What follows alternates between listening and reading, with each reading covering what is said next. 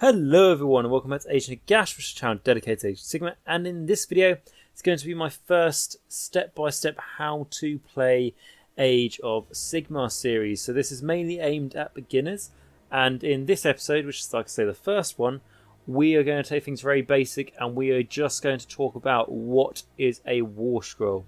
Essentially, a war scroll is the page of information that tells you how to use a model in the game of Age of Sigmar. So what we're going to do first off is we're going to read just the little blurb which is on the core rules, which just tells us what Warscrolls are from Games Workshop themselves.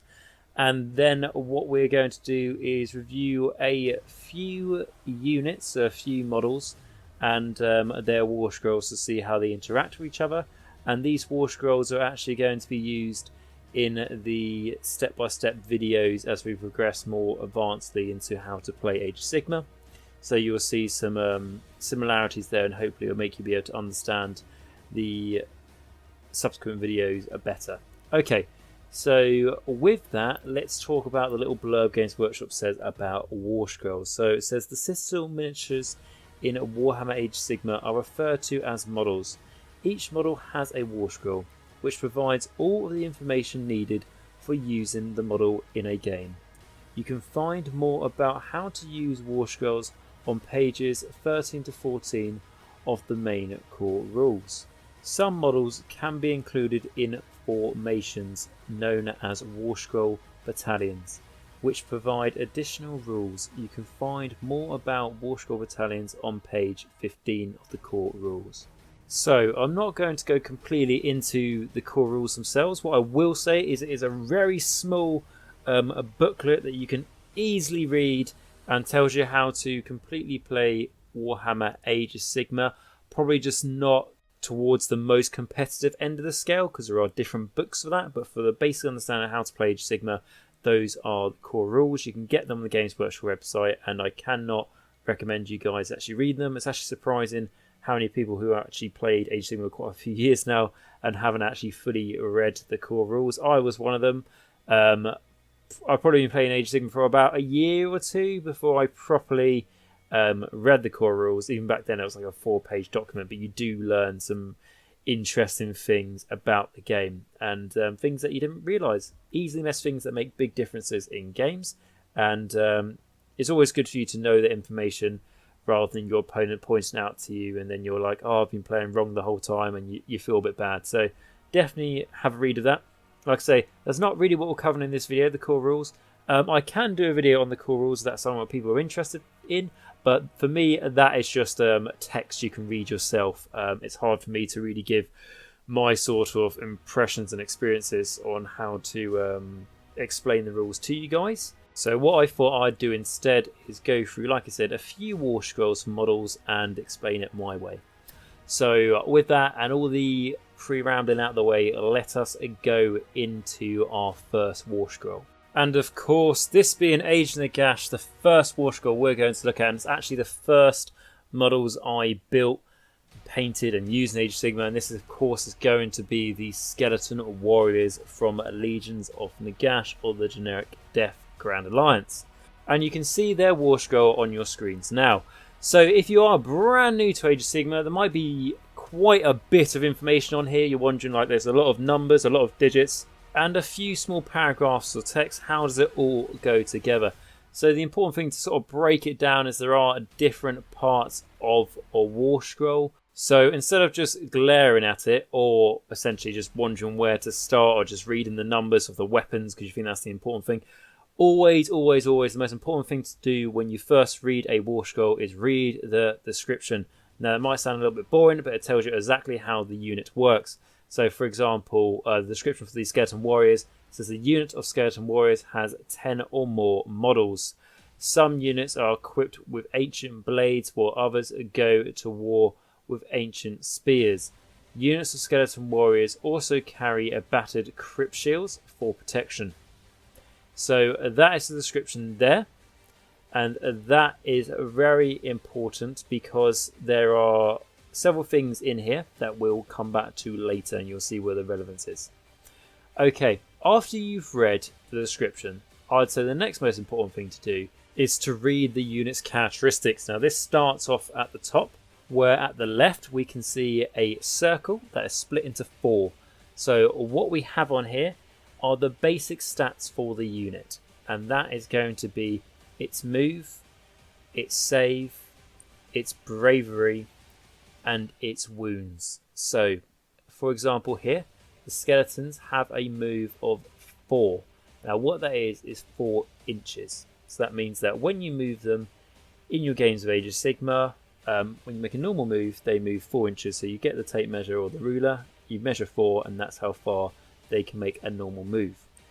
A save of a 6+, that is what you need to roll when your unit is basically under attack, and you need to try and see if you can block it with your shield or duck or something like that to escape the damage. Now, you might be wondering on that. The most complicated thing I'd say about that stat is it's a 6+. What does 6+ mean? Essentially, there are ways to modify your save. So you could make your save a better or worse. So essentially, if you find a way to get +1 to your save, that means that your save would be a 5+, which means a 5 or more. So essentially a 6+ just means roll a 6 or more on a 1d6. Now obviously that's quite impossible, but like I say, there are modifiers where it does come relevant. Okay, so its bravery, like I say, is 10. Now that is something we go into in the battle shock phase. Essentially this just means how easy is it for this unit to flee in battle. Now of course this is death. The skeleton's already dead, doesn't really have much of a will of its own. A bravery 10 is the best you can get basic stats, so it's pretty good. So the best thing on this wheel. And when it comes to bravery and running away, this all happens in the battle shock phase to see if you can scare your opponent essentially. We will cover that in a later how to play a video. We're not going to get into all that right now because I don't want to overcomplicate things. We're going to keep this very basic and just talk about Warscrolls. Okay, and then it has 1 wound per model. So that's not per unit, that is the one model has 1 wound. So like I say, in this you have a basic number, minimum of 10, and each one of those has 1 wound. Now a wound is essentially how much damage it can take. So a skeleton takes 1 damage and it dies. It is as straightforward as that. You may see other units, as we will go into, who have more than 1 wound, which means they can take multiple damage before they actually die. Okay, so that is the circle part of the stats. Okay, so going on to the next part of the stats, the characteristics, is its weapons. Now for the skeletons themselves, they actually only have a melee weapons. So we have 2 options here. So option 1 is Ancient Blade. Now this is a 1-inch range, 1 attack, force to hit, force to wound, no rend, and 1 damage. So essentially just a sword they've got there. So what does this all mean? This means that the range of the weapon is 1 inch. That means that when you go to attack with that model, that one skeleton with that sword, you measure 1 inch from his base. Because in Age of Sigmar, we always measure base to base these days. So that means that this one skeleton with a sword has a 1-inch range, that if 1 inch from his base there is a enemy base within that inch, he is in range of the enemy to attack. So he has 1 attack, so you roll a 1d6. You first try to hit your opponent, so you've got your sword, you're going to try and hit them, and to do that you need to roll a 4+. Now again we're seeing the plus sign next to the 4, so what that means is you need to roll a 4 or more on 1 dice. So that doesn't mean that you need to roll 4 and if you get anything else that's a fail. You need to roll a 4, 5 or 6. Like I say, that number later on as the game gets more in depth can be modified. So right now you need to get a 4+.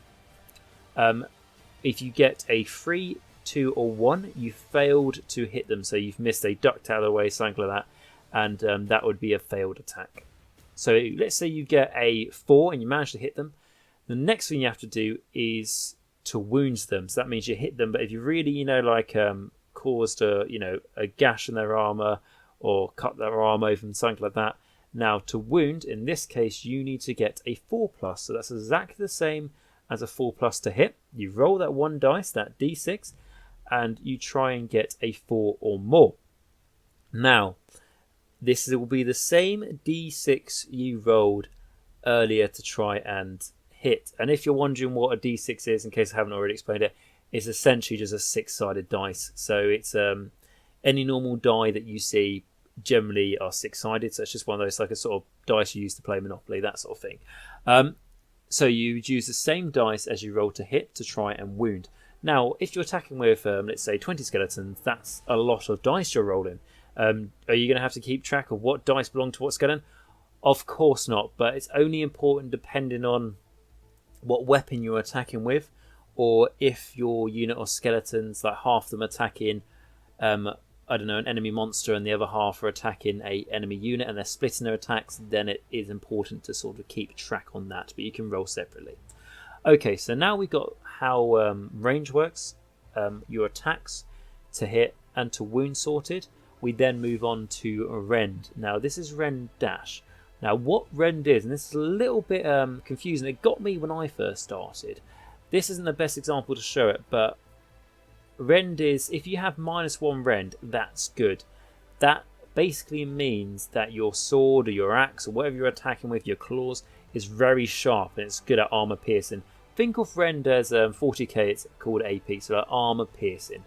So that means if you've got -1 rend, for example, and you're attacking an enemy with a 4+ save, now that enemy is saving on a 5 because you've got that extra bit of armor piercing. You're going to rend through that armor that it's harder for them to save against. In this case, it is save dash. So that means nothing. You do not have any rend there at all. Okay, and then we go on to the last bit, which is the damage. And like I said, it is 1 damage. So what that means is, let's say you've got your range of 1 inch. There's an enemy unit within range. You go to attack them with your 1 attack. You roll that 1 dice. You have 4 to hit. You get that 4. You need a 4 to wound. You get that 4 to wound. You haven't got any rend, but the enemy, let's say, saving on a 4, and they roll a 3, and they fail that save. You have done 1 damage to that enemy. So that means that you could kill that enemy model, or they may have taken some damage and still be alive, as we've explained with wounds. Like, I don't know, if you're attacking a human soldier, chances are they've only got 1 wound, so you'll kill them. But if you're attacking a cavalry knight, they might have 2 wounds, so they can sustain a bit of damage. But you know, every little bit of damage does help. So now we've explained how the attacks work. We then move on to their second weapon option, which is the Ancient Spear. So this is a 2-inch range, 1 attack, 5 to hit, 4 to wound, no rend, and 1 damage. So firstly, I just want to say, if you're firstly thinking what's the sort of difference between these 2 weapons, the trade-off you get is the Ancient Spear has a 2-inch range and not a 1-inch. So that means that you more chances it's going to be able to attack. There's going to be more chance of an enemy being within range of 2 inches of your skeleton model rather than 1 inch. Still only makes 1 attack, but you need to hit on a 5 opposed to a 4. So when you roll that 1 dice, you need to get a 5 or more. So you need to get a 5 or 6, which can be a bit harder. So it's a bit of a trade-off. You get more range. So if you've got a big unit of skeletons, that's quite good because you get more of them in range to attack. But you need a higher to hit. So it's a bit of a trade-off depending on the size of your unit of skeletons. Okay, and then you need to wound on a 4+, so that's the same as the other one, a rend dash and damage 1. So that's exactly the same as last time. Now, what I want to mention again is if we go back to this description, which I mentioned earlier, and I said this is why you always read it first, because it says some units are equipped with ancient blades, whilst others go to war with ancient spears. So a very commonly asked question by new players, was absolutely fair enough, is can I, for example, in this case, give my skeletons an ancient blade? So can I give them a sword, and can I give the other one in the unit a spear? So can I mix and match my unit of 10 skeletons with swords and spears? You can't do that. The unit themselves has swords, i.e. ancient blades, or they have spears. You cannot mix and match within the same unit. Of course, if you're just playing, floor hammer at home and you're just playing with your mates and you don't really understand how the game works, but you just want to have some fun, you can do whatever you want. But for as the rules go, you have to pick one or the other. Now, that's not the same for every unit out there. Some units can mix and match. As an example, our boys from the Iron Jaws. Another example is Zeech Acolytes from the Disciples of Zeech. There are a few exceptions out there. But these Skeleton Warriors, they have to pick one or the other. Me personally, I like to go with the Ancient Swords, just so I can have that better to hit. Right, okay, so we have actually now read all the characteristics of this unit. So what I've realised with a few new people when they start is when they understand how Warscrolls work, they'll read this and they'll read their stats and they'll basically look along the line and go, how much damage does it do? Is that good? That's good. That's bad. Very much yes, no, based on their weapons. However, a really, really vital, important part of what a unit Warscroll is all about comes down to those little bits of paragraphs underneath the characteristics. So this is their abilities and what makes the unit. So to start with, we're going to talk about a skeleton champion in this case. So the leader of this unit is a skeleton champion. Add 1 to the attack characteristics of a skeleton champion's ancient blade or ancient spear. So essentially, if you look at the box art, this is the skeleton with the horned helmet. Now, this is a nice simple one. So this means that when that skeleton goes to attack, you add 1 to its attack. So instead of making 1 attack, that skeleton would make 2 attacks. Okay, so the next thing to say is you have a standard bearer in this unit. So models in this unit may be standard bearers. Subtract 1 from the bravery characteristic of enemy units while they are within 6 inches of any deaf standard bearers. Okay, so this sounds a little bit more confusing. So what this means is when we talked about our bravery earlier, remember we said this unit is bravery 10. So that's good because like I said, the lower the bravery, the more likely this unit is going to flee in battle. So what this standard bearer does is actually basically it's a deaf standard bearer. It's made from the skin of its enemies. It's a bit scary to say the least. So that means that enemy units who are within 6 inches of this are going to be -1 to their bravery. So let's say that they normally are bravery 7, they're now bravery 6. So that means it's more likely they're going to run away after seeing the flayed skin of their friend. Right, okay, so that's what the standard bearer is. We have also got a hornblower. So models in this unit may be hornblowers. A unit that includes any hornblowers can always move up to 6 inches when it charges, unless its charge roll is higher. So like I say, we're not going to go into all the phases right now, like charge phase, combat phase, movement phase. We don't want to confuse too much and put too much into this video. Like I say, just Warscrolls. But essentially, charging determines if you can get into combat with the enemy. So when, like I mentioned earlier, you make a normal move, the closest you can move to the enemy is you have to be a minimum of 3 inches away. But that's so you can make a charge roll. And a charge roll is when you roll 2 dice, so 2d6, so 2 normal, sided dice, and you add those 2 numbers together, and that determines if you make the charge into the enemy unit. So let's say you are 3 inches away from the enemy unit, and you roll your dice, and you get a 4. That means, yep, 4 is more than 3. You can make the move because you've got the the distance. Let's say, for an example, you roll your charge dice, so 2 dice, and you get 2 ones. That's 2 inches, and like I said, you have to be at least 3 inches away from the enemy. So you're going to fail your charge. Now, why this is good is because the hornblower always lets you charge at least 6 inches.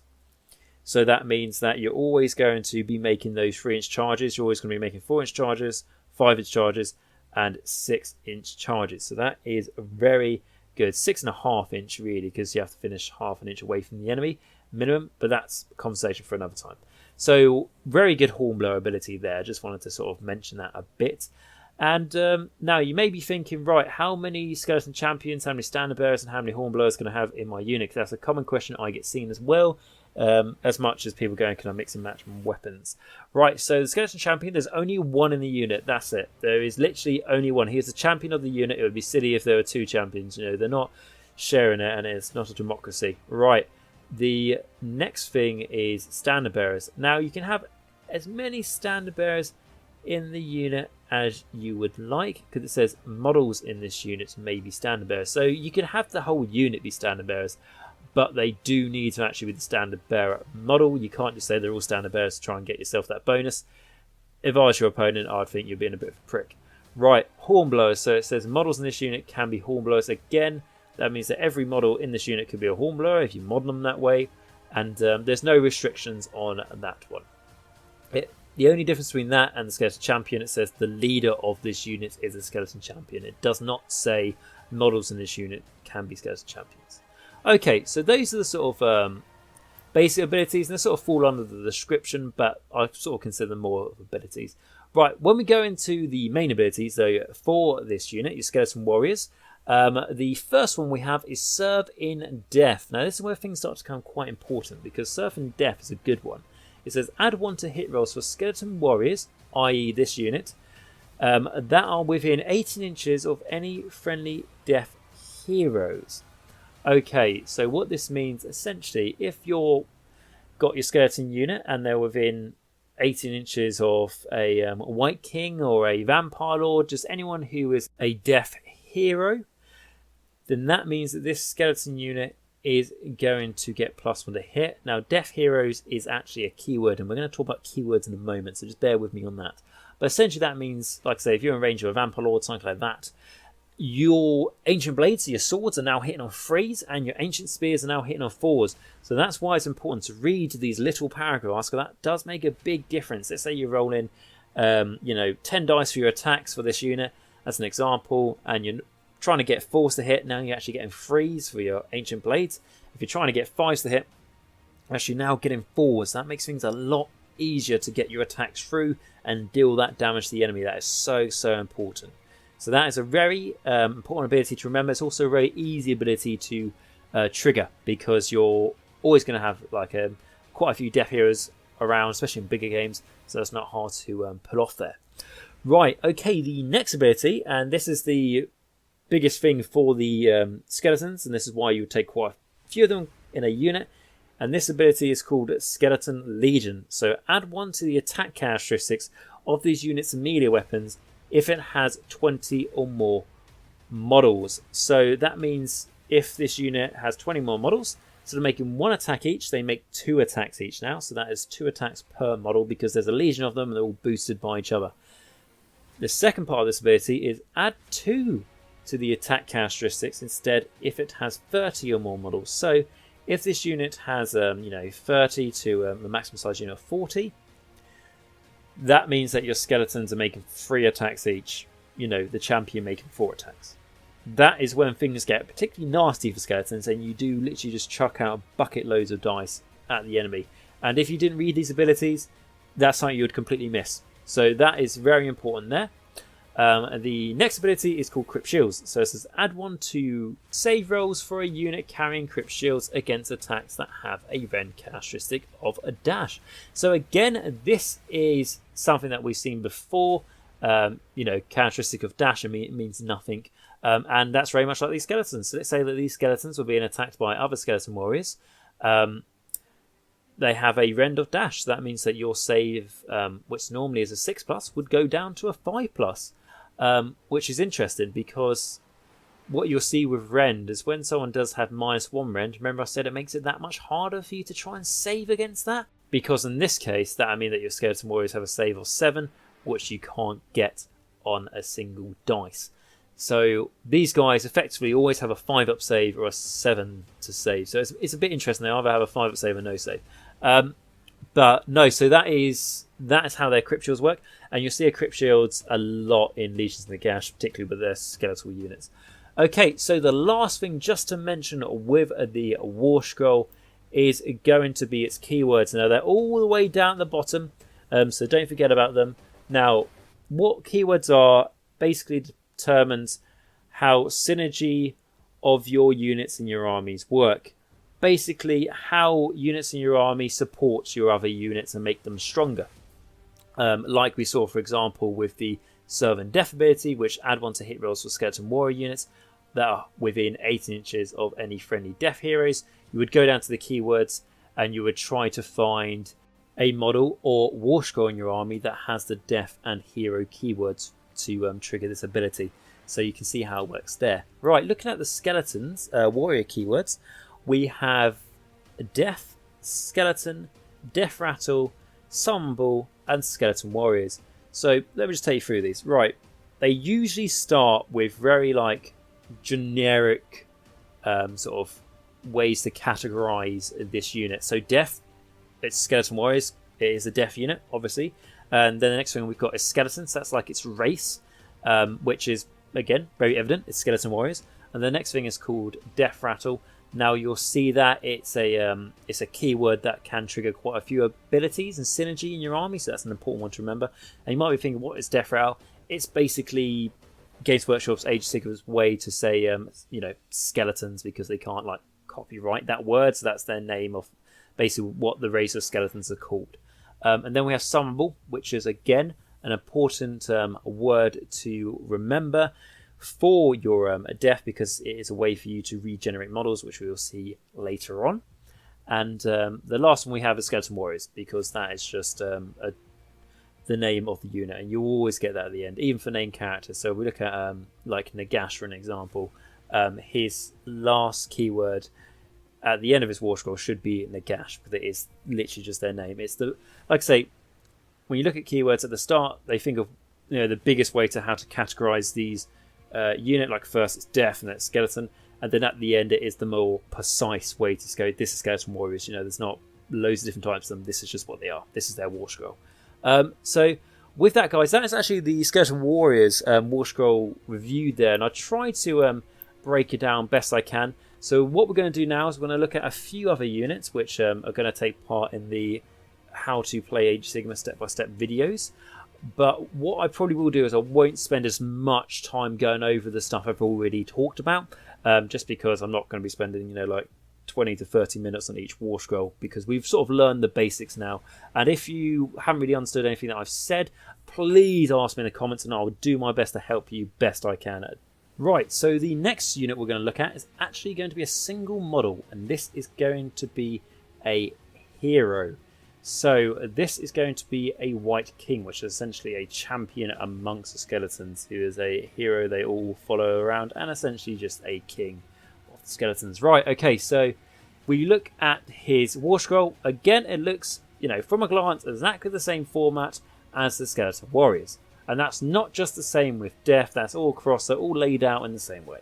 So, again, like I say, most important thing, read the description. So we've got this White King is a single model bearing a baleful tomb blade. So, again, we've read the description. It also says skeletal steeds. It says some White Kings are mounted on skeletal steeds. They have a move of 12 inches rather than 4 inches and can attack with the steed's hooves and teeth. And if you don't have a steed, you can try and convert one up 100%. Okay, so going on to his characteristics. So we have a move of 4 inches, a 3+ save, bravery 10, 5 wounds. So better than we saw last time, and like I said, he's a hero, so we expect that. Okay, so the melee weapons, he has 2 depending on if he has a horse. If he does not have a horse, he just has the 1 weapon. So the Baleful Tomb Blade, which they all get. So this is a 1-inch range, 4 attacks, 3 to hit, 3 to wound, -1 rend, and 1 damage. Okay, that's quite straightforward. Like you said, when it's a plus next to it, that just means that you need to roll a 3 or more to achieve that. With the -1, remember, like I said, that is rend -1, so that means that it's a very sharp sword, essentially. It's going to cut through armour. So if he was attacking the skeletons, they would have a save of a 7+, and they wouldn't be able to save, or if he was attacking something with a 4+ save, they would now have a 5+ save. So it is a good to have -rend. That's one of the most important things to remember early on. It's something I struggled with because it's a little thing. If you've got -rend, that's good. If you'll never see it say plus rend. Rend is good. The more minuses, the better. Okay, so the next attack, if you have got him on a horse, which is a bit more rare, but he's got skeletal steeds, hooves, and teeth. So 1-inch range, 2 attacks, 4 to hit, 5 to wound, no rend, 1 damage. Not the best attack there. Okay, so with the unit, this is very important thing to say, when he comes to attack, and I want to mention this because he's got 4 attacks each, it would have been a little bit more confusing to explain with the skeletons. With the White King, he can actually split those 4 attacks if he's in combat with multiple enemy units. Let's say there's 3 enemy units around him. He can have 2 attacks on one of them, and he can have another attack each on the other 2 units. He can split them. It's the same where if you've got this guy on a horse, his skeletal steeds, hooves and teeth, they can attack one unit, and then the Baleful Toonblade can attack another unit. Presumably in this case it's 1 inch range, so that the enemy units have to be within that range to be able to do those attacks. But just so you know, you don't have to target everything. Like, I don't know, if you've attacking 2 enemy units, or you range 2 enemy units, and one of them is literally just 1 model, 1 wound, it's going to die to, like a stiff breeze. You don't want to focus all your might on it, and you want to sort of shift some of your power onto the other enemy units to try and damage that as well. You can spread your attacks, so you can do that. Okay, so going into the abilities. So this guy says he's got a Beheading Strike. So if the wound roll for an attack made with a Baleful Toonblade is a 6, that attack has a damage characteristic of D3. Okay, so this is an important thing to remember here, because he's got 4 attacks, yeah? Let's say you roll your 4 dice. Let's say they all manage to hit. You all manage to get 3s and up. That's brilliant. But one of them is a 6. Now that damage is going to be D3 instead of damage 1. So what you might do by mistake is all your hits, you just scoop them all back up again, and roll to wounds, you all wound, and then you go, now which one was the D3? Now unless you've used specific coloured dice, you're not going to remember. So what you want to do is, if you roll a 6 to hit for this guy, so his damage is going to be D3 instead of 1 if the enemy fails, you want to roll that dice separately, because you don't want to mix it up with the others, because you don't know if you go to wound and you make some fails, you don't know if it was the D3 damage one that failed or it's the normal one that failed, and your opponent, unless they're a really, really nice person, they're not going to presume it was the really good D3 damage that managed to wound and not the weaker one. You can't try and pull all over your opponent's eyes with that, essentially. So that is important, and that's not something that's just here. You'll see it in other places. There'll be things like if you get a 6 to hit, +1 to your wound roll or something like that for that dice. It is important for you to remember which are the 6s. Or there might be mortal wounds on 6s, which essentially ways for your opponent to take damage without a save. That's something we'll get into at a later point. Okay, so the next ability he has is Deathly Invocation. So this is very important for death specifically, mainly in Legions and Nagash. So Deathly Invocation, at the start of your hero phase, pick up to 2 different friendly summonable units within 6 inches of this model. You can heal D3 wounds that have been allocated to each unit picked, rolled separately for each unit. If no wounds are currently allocated to a unit you have picked, you may instead return a number of slain models to it that have a combined wounds characteristic equal to or less than the roll of a D3. Okay, so quite a bit of information to take in there. So let's go through it again, but more slowly. So at the start of your hero phase, now we're going to go into what hero phases is, and like I said, movement phases and everything else in a later video. So one that's just basic on Warscrolls. But a hero phase essentially is at the start of your turn. It's like the first thing you do, and in this case, it's at the start of that phase. So this is going to be one of the first things you do in your turn. So when you look down at your models and go, right, what am I going to do? This is going to be one of the first things you do. So what you do is you pick 2 different friendly summonable units within 6 inches of this model. So firstly, 2 different. You can't pick the same skeleton warriors unit as an example. It has to be 2 different units. If there is not 2 different units, there's only 1, let's say, it says pick up to 2 different friendly units. So if it's just 1, that's fine, it's up to. If there's 3, you can only pick 2 maximum, so choose wisely. And they have to be summonable, and this is in block text keyword. So this is something that we saw when we looked at the Skeleton Warriors, and something I pointed out at their keywords. They were summonable, and I said it would be relevant later, which is now. So the Skeleton Warriors are some, things like Black Knight, Grave Guard, a lot of Nighthaunt stuff. Very important to remember. Okay, so you pick 2 friendly those Summable units, and they have to be within 6 inches of this model. So if they are 7 inches within range of this guy, that doesn't count. They have to be within 6. So, movement is important, especially when you've got slow movement like these skeletons. Right, so that's the first part. The second part is you can heal D3 wounds that have been allocated to each unit you picked, and roll separately for each unit. So that means if you pick 2 different units, you don't roll 1 D3 that determines the result for both of them. You roll separately for each one. Now, what is a D3? So we've talked about what a D6 is, so just a 6-sided dice. Like say your standard Monopoly dice, that sort of thing. A D3 is a 3-sided die. Now, how do you do a 3-sided dice? Because I think there's maybe a few examples out there on the internet that you can have a 3-sided dice, but in Warhammer Age of Sigmar, what we do is we roll a D6, which is a bit of maths here. That's double what 3 is, isn't it? 6 is double 3. So in this case, we need to get back down to 3. So we half 6. We half the result of that dice. That means if you roll a D6 and you get a 6, it becomes a 3. If you get a 5, we're rounding up, so it becomes a 3. If you get a 4, it becomes a 2. If you get a 3 on that D6, it becomes a 2 again, because like I said, we are rounding up, and then a 2 and a 1 on the D6 is going to be a 1 on the D3. So it sounds a little bit complicated if you're brand new to that, but once you've been doing it a couple of times, you'll learn it, trust me. So you roll separately for each of those units.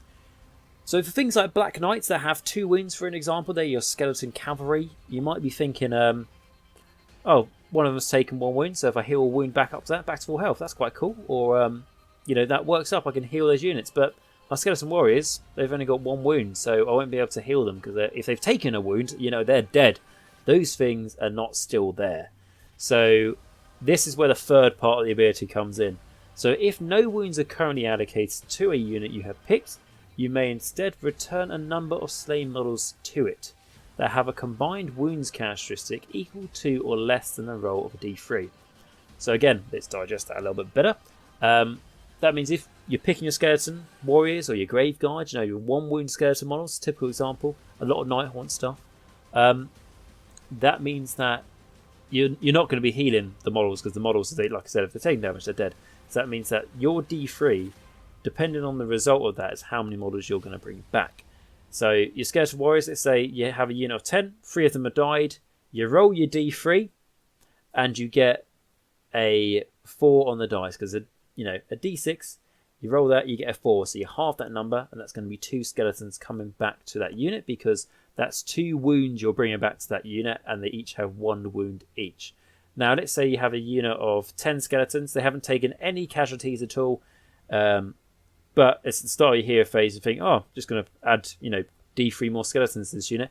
You cannot do that. That's not how it works. You have to return slain models or heal wounds that have already been sustained. You cannot add extra wounds or add extra models to that unit that weren't there at the start of the battle or in your army list. So the reason I wanted to talk about this in a bit of detail is because this is something you'll see repeated a lot, Death Invocation, and there's other ways to bring back models to the army. With Death, this is particularly a strong part of Death. This is one of their strengths, is Resurrection. And this is, like we say, if you're still thinking, how does this work in practice? I don't really understand. I will be playing with like skeletons and stuff in my step-by-step videos of how to play Age of Sigmar, so we will see this in effect. But I just want to try and explain it to you guys now. Okay, so we have one more ability for this guy, and this is something we haven't seen before. It's a completely different ability, and because this guy is a hero, he happens to have one. So this is what we call a command ability, and what it is essentially this guy, like I say, he's a hero. He's leading the skeletons. He has a ability that's unique to him to try and buff them forward, improve them, get them to fight on that a bit harder until the end. Okay, so how do you use command abilities? Now, like I said, we're going to talk about this more properly when we actually go and play the game. But for right now, command ability, to be able to use it, you have to spend a command point, which is basically like tokens you get. You get a point once per turn, and you can use it to do a command ability. and this is 1. So you do pay like a resource to do this in game. So it's not just like, oh, I might as well do it. I've got nothing better to do. So you do have to think about it a little bit. But like I say, we'll get into that in detail in another video. So the command ability for this guy is called Lord of Bones. So if this model uses this ability, pick a friendly death rattle unit within 18 inches of it. Until your next hero phase, add 1 to the attack characteristics of this unit's melee weapons. So again, let's break it down. So you have to pick a friendly death rattle unit within 18 inches of this White King. So death rattle, my thinking, what's that again? Remember when we looked at the Skeleton Warriors keyword, they had death rattle. So they would be eligible for this ability. Death rattle is a keyword, like I say, so we see that on things like Graveguard, Black Knights. There are other things it can be used on. It can even be used on this guy because he is a death rattle himself. So if there's no one else in range and you've got this ability and you've got loads of command points spare and you want him to do some extra damage, then yeah, sure, why not? But most times not. What a prime good example this is good to go on are things like, to be honest, Black Knights is good, Graveguard's good, but what a lot of people use it for are Skeleton Warriors. Because like we said, if you've got a unit of 30 or more Skeleton Warriors, they make 3 attacks each, don't they? If we remember, we go back. So that is really good. Give them this as well, they're making 4 attacks each. Like I say, unit of 40 making 4 attacks each. 4 times 40 is going to be 160 attacks, and then plus 1 for the champion, so 161 attacks. Just to say, obviously, that would mean that all your skeletons have to be in range, and it's hard to pull that off. And it's not easy to be able to make sure every one of those skeletons will be able to attack to get that many attacks. But what the point I'm trying to prove is the possibilities. Then you can see, wow, like when I first looked at skeletons and I just saw their basic characteristics, I looked at them and they've got 1 attack and they hit, and they hit on 5s. Not impressive. But you can see now we spent a bit of time breaking down the Warscrolls where the synergies really come in. So this is great on them. I've done it where I've done that, and there's a way to make your skeletons attack twice, so that's like a 161 times 2, so that's like a 322 attacks if my maths is right, which I hope it is. And there's ways to give them even more attacks than that, but like I said, that's perfect storm. It's hard to actually get that many to attack, but the ones that do attack are making like 4 attacks each, so very good. So you can see this guy fits in well with your Skeleton Warriors. So the last thing to talk about with White King is his keywords. Now he's got keywords Death, Skeleton, Death Rattle, Hero, and White King. So the most important one here for us that we've been talking about is going to be Hero, because that's actually a Death hero, isn't it? Because he's got Death keyword and he's got the Hero keyword. So that means if he's within 18 inches of the skeletons, they're getting +1 to hit. So again, that's another thing that synergizes well with the skeletons. Now, when we're talking a little bit more competitively, I tend not to bring a White King, so there is a better hero to do the job, effectively, just because his points is just a little bit too expensive in game. But points is something we're going to talk about in a later video. And the other hero I think does a better job is what we're going to talk about next. And that, of course, is going to be your Vampire Lord. So, again, we'll go through the description and then we'll go through the characteristics and the stats. Right, so the description. So a Vampire Lord is a single model, each armed with a spirit-possessed blades, and some bear an enchanted chalice of blood into battle. It then goes on to tell us about nightmares. So nightmares. Some Vampire Lords are mounted on a nightmare steed. These have a move characteristic of 10 inches rather than the standard 5, and can attack with a nightmare's hooves and teeth. So a nightmare is just an undead horse. An undead, like armoured horse is what it's meant to be, in case you want to model it yourself. I just use the Black Knight horse, something like that, and put a vampiress lady on it from the Coven Throne kit. Right, okay, and then it says Flying Horror. So some Vampire Lords have membrane wings. These have a move of 10 inches and can fly. Okay, so just wanted to cover that there, because basically there's 3 ways you can take this guy. So firstly, just your bog standard on foot. You see the stats as they are. You can give it a horse, so that means it gets to double its movement. So instead of a move of 5, it's now a move of 10, and you get a little attack from the horse itself, which I think is quite good, and then you can make it so it can fly. I personally have it so it's on the horse. That's how I've modelled mine. I don't really have one that can fly, so I haven't really tested it out, but I think I prefer the horse anyway, just to get that extra attack. Right, but let's go into those stats and stuff. And like I said, this is the third Warscroll we've reviewed now. And it's also going to be the last one we're reviewing this video. So we'll be a bit quicker for it. So move of 5, 4+ save, 10 bravery and 5 wounds. Just a little thing there. Bravery 10, something we've seen a lot now with death, and it's a typical theme with them. There's only, I think, one unit that doesn't have bravery 10, which is the Chainless Ward. Okay, right, and then the Vampire Lord. So going into the weapons, we have a Spirit Possessed Blades. So this is a sword. This is a 1-inch range, 4 attacks, freeze to hit, freeze to wound, -1 rend, D3 damage. We've already talked about -1 rend is. We talked about what a 3+ and to hit and to wound do. D3 damage. Now this is the first stat we've seen put on there for D3 damage, and we've talked about D3s, haven't we? Roll a D6, roll your normal dice, cut it in half, and round up if you need to. Right. Okay. The second attack. This is only if you've mounted it on the Nightmare. So only if it's on a horse. You get the Nightmare's Hooves and Teeth. So there's 1-inch range, 2 attacks, force to hit, force to wound, no rend, and 1 damage. So not nothing really powerful there, but not a bad extra couple of attacks just to chuck at the enemy if you need to. There's like 1 wound left on that monster or something just to try and kill it, chuck that at it. I've certainly done that before, and it's worked. So that's why I like the horse. And also, you're not paying any extra to have the horse here. It's the same with the White King at the moment. You're not paying extra to have the horse, or with the Vampire Lord, you're not paying extra to make it fly either. So why not? Even if it's like, I really like that model, but unfortunately it doesn't have wings, doesn't have a horse. If you'd like to, you can try and find a way to give it a horse, or to give it wings or something. If it's like walking, it's like, there's no way I can try and have that mounted on a horse, then you can have, I don't know, a horse on its base and have it like holding its reins or something. There are ways for you to make it work. Okay, so the ability. So we get the Hunger. Now this is like a vampire ability. So at the end of any combat phase in which this model slew any enemy models, you can heal 1 wound that have been allocated to it. So essentially, if this guy's already taken damage, he has 5 wounds. If he's gone down to 4 wounds, but he slew an enemy model, what that means is he's, from the result of damage from him, can be including the horse, killed an enemy model. The vampire's basically drunk its blood and has regained a wound. That does not mean if he has 5 wounds and your vampire hasn't taken any wounds so far, he can heal a wound and go up to 6 wounds. That's not how it works. He has to already taken the wounds, and he can't go up more than he started with. Right, the next ability is Chalice of Blood. So it says if this model has a Chalice of Blood, then once per battle in your hero phase, you can heal D6 wounds that have been allocated to it. And you might be thinking, Chalice of Blood, has my one got that? Remember, look at the description. A Vampire Lord is a single model, each armed with a Spirit-Possessed Blades, and some bear an enchanted Chalice of Blood into battle. That means they can all take Chalice of Blood, because healing D6 wounds once per game is huge. It can save his life, everything like that.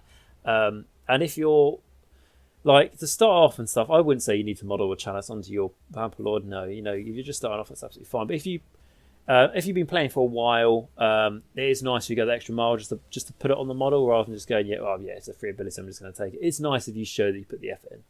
And what I would say with that ability, if you've taken a couple wounds and you're thinking, should I use my Chalice now? I've only taken 2 wounds, might be a waste. Just use it, because otherwise you will take too many wounds and you'll die, or you only take a couple or 1 and you think, it'll be a waste. Just use it and make sure you keep your guy alive.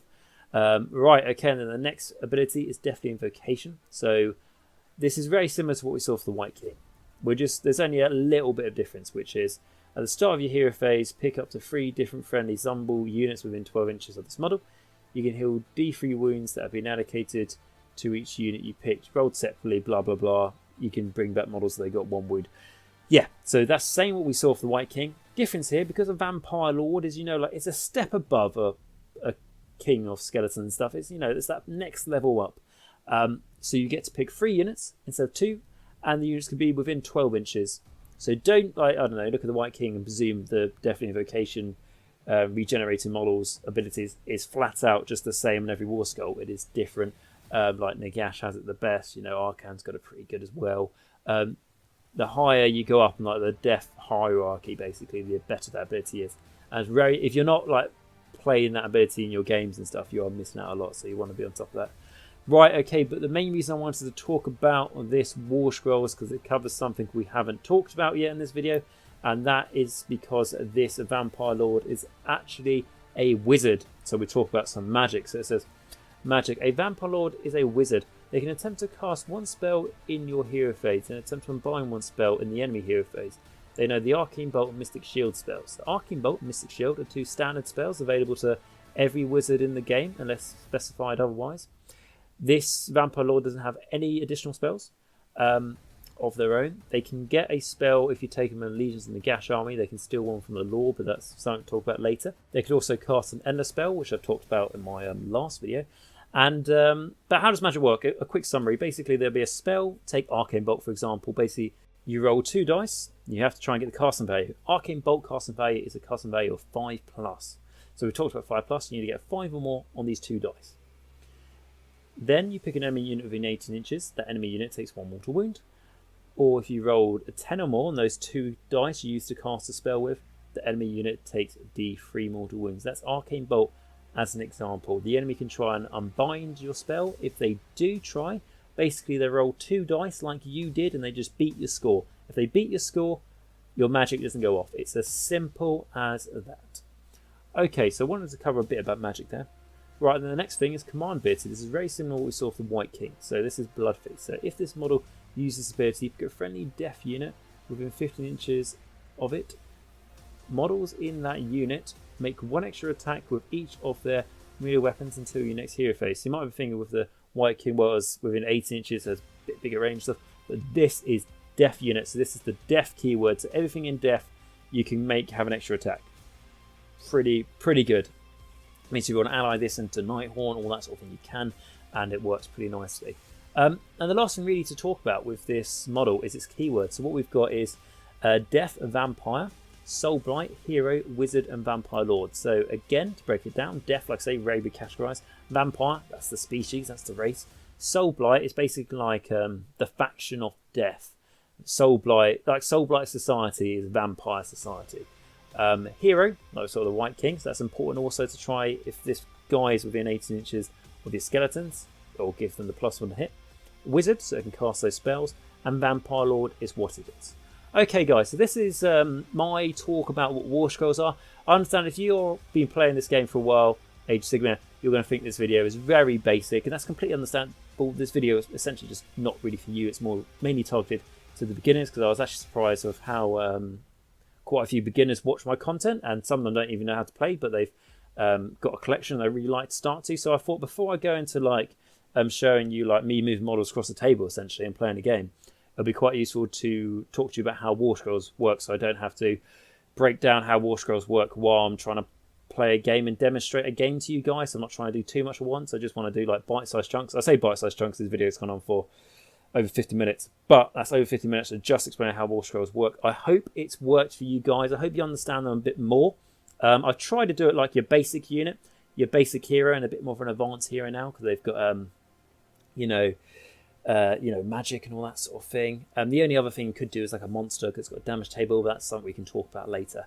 If you guys have got any questions, doesn't matter how simple you think they are, please ask me down below. I'm more than happy to answer. And I should definitely be able to help you with any questions to do with like the basic rules and all that sort of thing. Absolutely. If you did enjoy the videos, please like, subscribe, and comment down below. It's absolutely free for you guys to do that, and massively does help support the channel. I want to say a massive shout out to my Patreons. They do a great job to help support the channel and keep it going as much as possible. In particular, I'd like to do a couple of shout outs to a couple of recent ones. I want to do to Riley, who's done a great job over the last couple of months now. I think donating $1 to me a month, absolutely fantastic. Thank you very much for that. And then a very recent one, got a Martin. Thank you very much for becoming a patron of mine and becoming a vampire level. So that's at least $5 a month to me. I really appreciate that. Really, I say to me, it all goes towards the channel, helping me be able to buy like battle tomes, all that, like cameras, recording systems, everything like that. Also just like time I put into the channel as well to make all these videos. Really does help, and I can't thank you enough. Okay guys, so with that, I want to say thank you very much for watching this video. I also want to let you know that, like I said, I'm doing a step-by-step series, so if I didn't cover something in this video, we'll cover it in a later one. If you guys want me to cover anything specific, let me know, and I can certainly work on that. And yeah guys, so until next time, remember, stay safe in the world that we live in. wash your hands, all that sort of thing, social distance and all of the things like that. And remember, until next time, Nagash is all, and all is one in Nagash.